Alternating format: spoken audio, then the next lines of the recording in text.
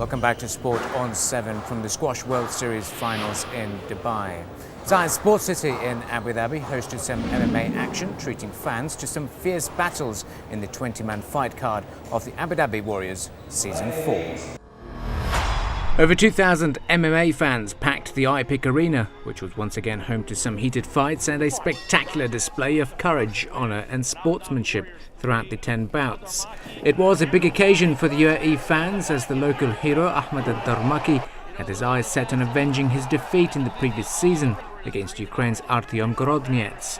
Unfortunately for the home crowd, the hopes of a revenge were short-lived within the first round itself, as Gorodniets found an opening to knock him down with a left, leaving Ahmad curled up to defend the heavy strikes to the back of his head and failing to secure his first professional win. That's a lot of energy. Stop. And that's going to be it. Grant Waterman stops it. Gorodniets wins the rematch. In the 2016 season of Abu Dhabi Warriors, 6 of the 10 fights did not last the distance of 3 5-minute rounds.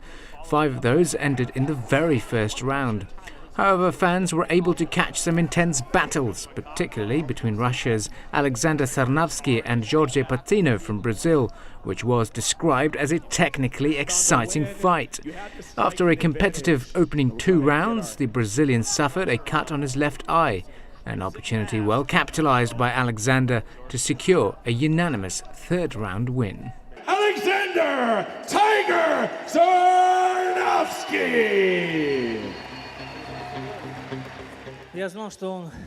I know that he has a great ground game, as all Brazilian fighters do. That's why I didn't want to risk. In the 2nd round, we won the ground, and I felt that he's really good over there. So I didn't want to risk it, and I tried to keep the fight standing. You ready? Let's fight! Despite the hype surrounding the main event between the Americans Paul Buentello and Eric Prindle, who walked into the stage with a 3-fight winning streak, the much-talked-about battle ended as the shortest fight of the night, thanks to a one-punch knockout 1 minute and 4 seconds into the first round. After throwing a few punches, Prindle's attempt of a left kick was met with a heavy right hand to his chin, knocking him out and ending the fight instantly. The 41-year-old winner of the main event proved there is a lot more left in him and is hoping for a title fight soon. Number 1, your winner by knockout, Paul the Headhunter Buentello!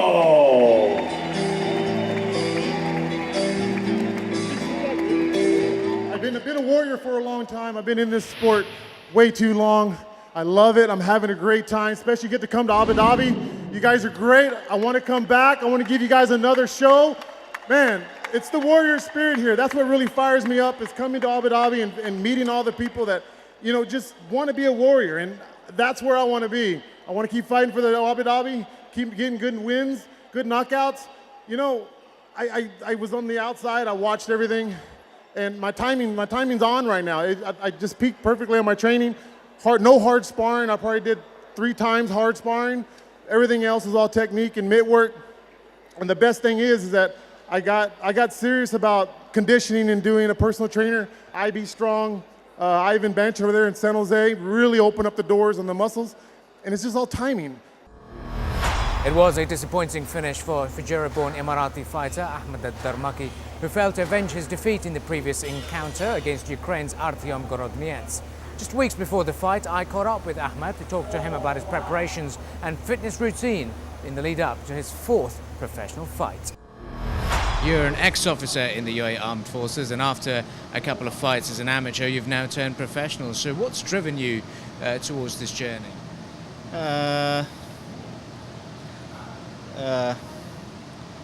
Because I love fighting. I like fighting. I used to do action, so many adrenaline things in the army, like actions things. It's like attacking. That wasn't my job when I used to be a soldier in the army, and now I'm trying to do something action like MMA, and I wanna rise up UAE flag. That's why I'm doing this for my country. I want to give just a little bit if I give my country things like that. obviously are very passionate about the country and obviously bringing your experience from the military. So does that add more pressure on you performing at home events such as the Abu Dhabi Warrior and, you know, really being the icon for the Emiratis who want to get into MMA eventually? Actually, to be honest, there is a pressure because I'm still human. Everyone has pressure, but it's a different pressure, not a big pressure. It's like maybe 3%, 2%, because I've been through worse than this. Fighting is not a big deal for me. It's not like something hard or something scared me, because I've been through something more than this, you know, in my job when I used to be in the army. So it's nothing. It's just a little bit. So, I mean, definitely no. This comes naturally to you. This combat, this sort of getting involved in these fights and bouts. Obviously, bringing your career from as an amateur, but now when you turn professional, you've pretty much lost all your fights. So things have been a little bit challenging for you. So how do you keep yourself going and keep yourself motivated despite those losses? Honestly, I was like I was thinking to stop, you know, because when I had a daughter, sometimes I stare to my daughter's face. I say to myself, what if I hurt myself in the ring? You know, so everything could happen, you know. This is the ring, you know. And so many legends, like, they